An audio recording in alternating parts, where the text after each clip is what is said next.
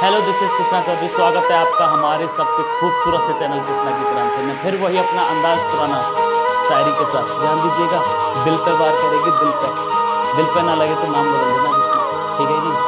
सुनिएगा, मेरी आंखें भी हमसे शिकायत करने लगी हैं अब, ख्वाब उनके देखा मत करो, अब हमसे रोया नहीं जाता।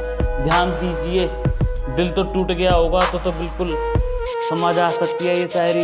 और जिसका दिल टूटा है ना किसी भी क्षेत्र में, मतलब ये नहीं है कि आशिक आवारा बने घूम रहे, तो दिल टूटने का मतलब केवल उसी से नहीं है मेरे दोस्त।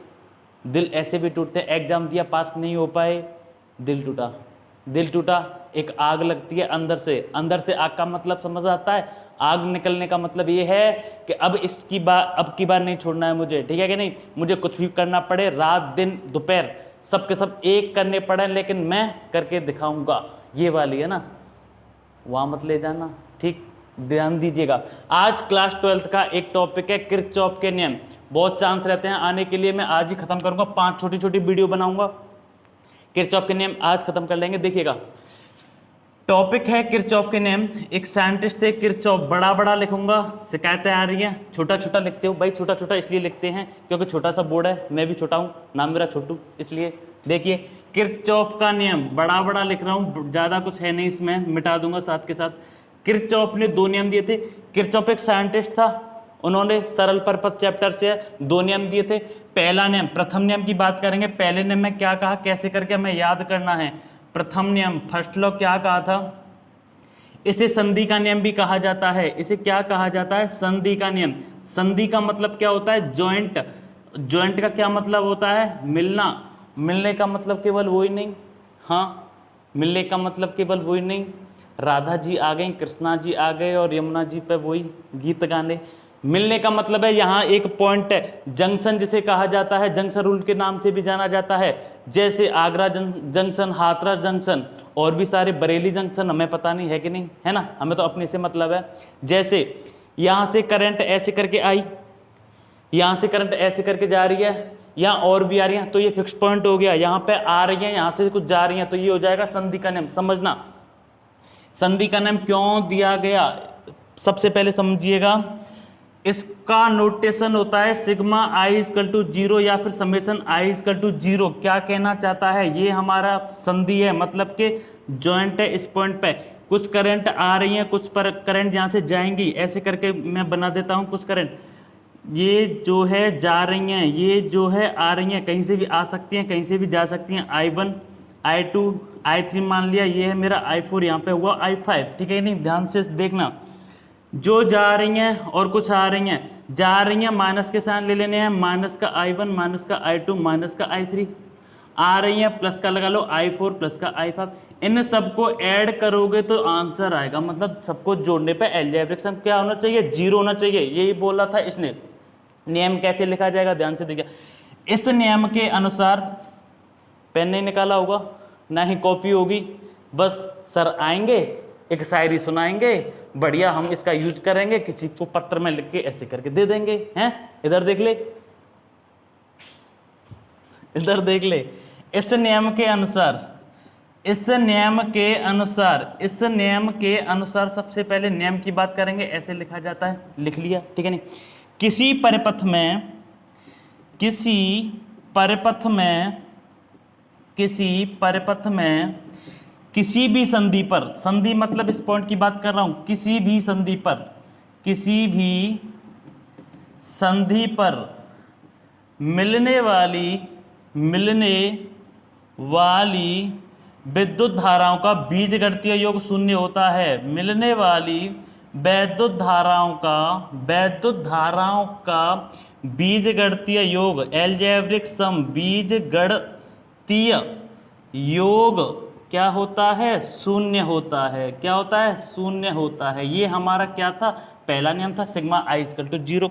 एक पॉइंट याद रखना, संधि के नियम से भी जाना जाता है, संधि के नियम से जाना जाता है, ठीक है भाई?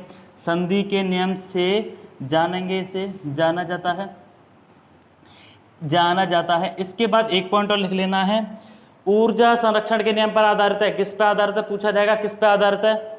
किस पे आधारित है? ऊर्जा संरक्षण पे। और वो क्या है? बोल्टता के नियम पर आधारित है। दूसरा वाला बोल्टता पे, पहला वाला संधि के पे। ठीक है, याद हो गया होगा। देखिएगा यहां लिख सकता हूं किस पे आधारित है? पहला वाला आवेश संरक्षण पे, आवेश संरक्षण नियम पर आधारित है। आवेश संरक्षण नियम पर आधारित है। बात आती है आवेश संरक्षण क्या है, जिसमें शब्द आ जाए आवेश संरक्षण, मतलब संरक्षण, ऊर्जा का संरक्षण, आवेश का संरक्षण, संवेग का संरक्षण। इसका मतलब ये होता है, जैसे आवेश की बात करूंगा, आवेश को ना तो नष्ट किया जा सकता है ना ही उत्पन्न किया जा सकता है, सिर्फ एक रूप से दूसरे रूप में बदला जा सकता है। आवेश संरक्षण पहला नियम हमने पढ़ लिया, मिटा सकता हूं। एक बार मेरे साथ बोलिएगा, इस नियम के अनुसार किसी परिपथ में किसी संधि पर मिलने वाली विद्युत धाराओं का बीजगणितीय योग क्या होता है? शून्य होता है। ठीक है, पहला नियम खत्म। दूसरा देखिएगा, संधि का नियम कहा जाता है। दूसरा वाला जो नियम है वो बोल्टता के नियम से जाना जाता है। किरचॉफ का पहला नियम पढ़ चुके हैं, दूसरे नियम की बारी है, और दूसरी शायरी की भी। शायरी बिल्कुल नहीं होगी जब तक याद नहीं करोगे। ठीक है, देखो दूसरा नियम पढ़ने वाले हैं, द्वितीय नियम करके डालेंगे। द्वितीय नियम, ठीक, द्वितीय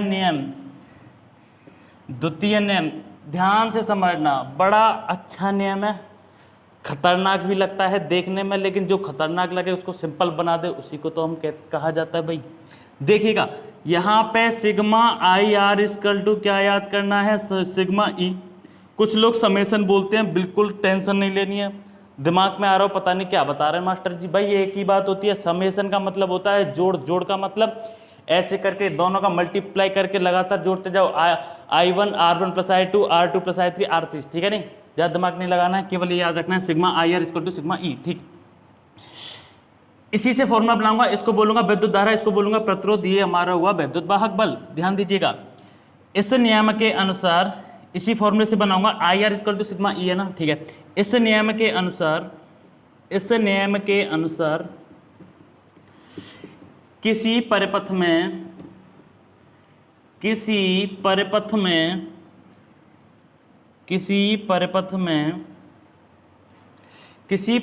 के विभिन्न पास में बहने वाली विद्युत धारा, करंट है ना आई, विद्युत धारा तथा दूसरा क्या है? तथा प्रतिरोध के गुणनफल, दोनों का क्या हो रहा है भाई? दोनों का गुणा हो रहा है। गुणनफल का बीजगणितीय योग, बीजगणितीय मतलब एल्जेब्रिक सम, बीजगणितीय भी लगाना है, गणितीय योग किसके बराबर होगा? उसमें लगे ई को क्या बोला जाता है? ईएमएफ कहा जाता है, इलेक्ट्रोमोटिव फोर्स कहा जाता है, विद्युत वाहक बल हिंदी में कहा जाता है। तो उसमें लगे विद्युत वाहक बल के बीजगणितीय योग के बराबर होता है। बीजगणितीय योग के बराबर होता है। इसे बोल्टता का नियम भी कहा जाता है। इसे बोल्टता का नियम भी कहा जाता है। अब ये शिकायत इसलिए नहीं कर सकते क्योंकि मैं मुंह से बोलता जा रहा हूँ कि भैया राइटिंग नहीं समझ आ रहा था, छोटे छोटे लिख रहे थे। ठीक है कि नहीं, जल्दी करना पड़ता है, वीडियो की लिमिट भी देखनी पड़ती है, टाइम भी भाई बहुत होता जा रहा है। इसलिए देखिए, ऊर्जा संरक्षण के नियम पर आधारित है। ऊर्जा संरक्षण के नियम पर आधारित है। बोल्टता का नियम भी कहा जाता है। और ऊर्जा के संरक्षण पर, वो क्या था? आवेश संरक्षण नियम पर था। और ये कौन सा है? ये कौन सा है भाई? ऊर्जा संरक्षण पर। ठीक है, पढ़ लिया हमने नियम। बहुत बहुत धन्यवाद आपका हमारी वीडियो देखने के लिए। ऐसे करके प्यार देते रहिए लगातार।